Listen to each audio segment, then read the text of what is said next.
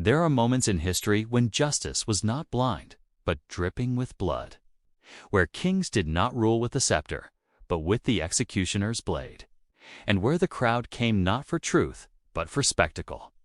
In the shadowed centuries of feudal Europe, death was not simply a sentence, it was theater, ritual, a language carved into flesh, spoken through screams. And no stage captured this horror more vividly than the execution square of Paris, where one man, Robert Francois Damiens, was condemned not just to die, but to be unmade, piece by bloody piece. He was a mere servant, a lone figure swallowed by the machinery of monarchy. No tombstone, no ashes collected. They threw what remained into the Seine, as if the water itself could wash away the horror. But it could not, for in that square, beneath the polished stones of Paris, the echo of his agony still lingers. Not because he was innocent, not because he was guilty, but because he was made into a symbol, a man destroyed not for what he did, but for what he represented, the fragility of a throne and the lengths to which power will go to defend its illusion of permanence. In 1757, Damiens plunged a small blade into the side of King Louis XV, a shallow wound, barely fatal. But it was not the wound that mattered. It was the gesture. Once, twice, but his joints held. The executioners had to carve tendons with knives, slice muscles to make the limbs give way. It took hours. When it was done, Damiens was little more than a ruin, a statement made in blood and torn sinew. And yet, even then, his heart refused to stop. The executioner, it was said, had to burn what was left. In a world where the monarch claimed divine right, even a scratch was sacrilege. And for that, the punishment would not merely end Damiens. It would erase him. The sentence was ancient and rare, even by then. Death by dismemberment, the punishment reserved for regicides. On the day of his execution, the crowd gathered in place till long before dawn. Vendors sold meat pies. Children climbed onto crates. For strong horses stood at the corners, ropes tied to his limbs. But before the horses came the torment. Red-hot pincers tore away skin from his chest, thighs, and arms. Each shriek was met with silence, not from the victim, but from the crowd, as if the very air had frozen. Then came the boiling oil poured into his wounds, candle wax, molten lead. His body trembled, not from pain, but from the sheer disbelief that such agony could exist. And somewhere beneath a black hood, the executioner sharpened his blades. They stripped him naked and tied him to a wooden cross. Finally, the horses pulled. In the end, there was no grave for Robert Francois Damiens. This was not justice. This was theater written in pain. And it was only the beginning. Power, once challenged, responds not with words, but with fire, blade, and silence. For in the courts of kings, defiance is treason, and treason is theater. To rebel against the crown was not merely to die. It was to be unmade in public, turned into warning, spectacle, and dust, but of cruelty honed to ceremony. First, they stripped him and dragged him through the city behind a horse to let the cobblestones taste his blood. Then came the hanging, but not to death. Some were allies turned threats. On the scaffold, he dressed with care, as if defiance could be worn like a cloak. They are mirrors, reflecting the truth that power devours even its architects, that loyalty buys no immunity, and that a crown, when threatened, becomes a blade. The axe was blunt, the executioner nervous. It took 3 strokes. Blood sprayed across the crowd. Some wept, others cheered. And so Cromwell, the king's voice in Europe, became yet another whisper in the Tower's stones. Thomas Cromwell, once the architect of England's break from Rome, the mind behind Henry VIII's Reformation, met his end not in betrayal, but in political expedience.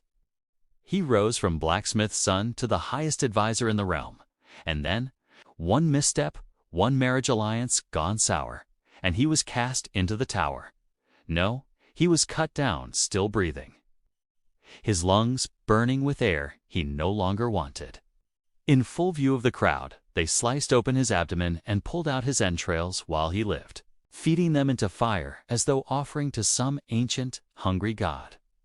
They hacked off his genitals, threw them into the pit, and only then, when his screams faded into hoarse gasps, did they sever his head. No tale speaks this better than the fate of William Wallace, Scotland's lion-hearted rebel. His body was quartered, each limb sent to a corner of the kingdom. Newcastle, Berwick, Perth, Stirling. A message scrawled in bone. This is what happens when a man believes he is greater than his king. Whose end was designed not to kill a man, but to murder a legend. Captured in 1305, Wallace was brought to London in chains, paraded through the streets as a monster clothed in rags. The people jeered, the king's men whispered. But Wallace did not bow. At his mock trial, he spoke no plea. And that alone was enough to condemn him. For what England feared was not Wallace's sword, it was his silence, his defiance. The execution was carried out at Smithfield with a precision born not of duty, but even death gave him no peace. And yet they failed. For Wallace's death did not silence the Scots. It gave them a martyr, a flame, a ghost they could not hang. Not all who died such deaths were enemies. There, in 1540, he awaited a mercy that never came. Their deaths are not merely ends. Not all executions were for kings or rebels. Some were for whispers, rumors carried by smoke, glances cast across a village square. In the long shadow of the church, truth was not always holy, and faith not always safe. There came a time when a woman's knowledge or a man's question could birth a flame. And in those flames, Europe waged war not on armies, but on its own soul. Which, the word meant nothing, until it meant death. Heresy, the crime of thinking differently, was punished with equal fury. In 1600, Giordano Bruno stood in Rome's Campo de' Fiori, surrounded by priests in crimson robes. A philosopher, a dreamer of stars, he dared to suggest that the universe was infinite, that God's creation had no center. In Spain, the Inquisition wrote its sermons in blood, beneath vaulted cathedrals and wine-dark banners. The accused were stripped, not just of life, but of meaning. But in truth, they had carved fear into its bones. Fear of the different, the curious, the unknown. A continent once rich with voices had fallen silent, save for the crackle of flame. Tortured in chambers below the earth, judged in languages they could not speak, and buried in walls where no prayer could reach them. For this, the church called him dangerous. This was purification as performance, where agony became liturgy, and the scream became part of the Mass. In the village of Wurzburg, between 1626 and 1631, over 900 people were burned for the crime of consorting with the devil. 900, not soldiers. Not lords, but bakers, midwives, children barely 10 years old. They called it purification, but it was something darker, a cleansing not of sin, but of fear. The prince-bishop watched from the steps of his palace, as the stakes rose like skeletal fingers toward the sky. Maria Schmidt was 42 when they came for her. A widow, a healer. She knew the names of plants and how to ease a child's fever. That was enough. They tied her hands and stripped her before the village. He refused. They chained his tongue to silence him and burned him anyway. Witnesses claimed he stared into the smoke as if watching something beyond it, as if he could already see a world that would one day understand him. But his ashes were scattered and his books banned. Only the stone remains. A statue now rises where he fell, his back forever turned to the Vatican. She denied nothing. Not because she was guilty, but because she knew denials were wind, and the flame does not listen. Her body, they say, did not scream. It folded inward, like a prayer burning into ash. But it was not only witches who fed the fire. They offered him a chance, recant and live. And still the fires raged. In France, the Huguenots, Protestants, were hunted like animals. This was not justice. In the minds of their tormentors, they had cleansed Europe of evil. And yet, even ash remembers. Not all executions were performed in secrecy. Some were spectacles, designed not to punish, but to entertain. In the squares of Paris, the hills of Tyburn, the amphitheaters of Madrid, death became drama, and the scaffold a stage. Capable of hanging 8 men at once, stood not as a tool of justice, but as a monument to control. They came for the moment when the body fell limp, the legs kicked, and silence fell like a velvet curtain. A child of the Enlightenment, it was hailed as humane, swift, clean, equal. But the reign of terror proved that even progress can bleed. Between 1793 and 1794, over 16,000 heads rolled beneath the blade. Aristocrats, peasants, poets, priests. Each morning, carts rumbled through Paris, heavy with those who had spoken too much or not at all. The final executions by garrote took place as late as 1974. The condemned were strapped upright. The screw turned inch by inch until life vanished, not with a bang, but a whisper. The answer lies not in cruelty, but in control. Revolutions rose.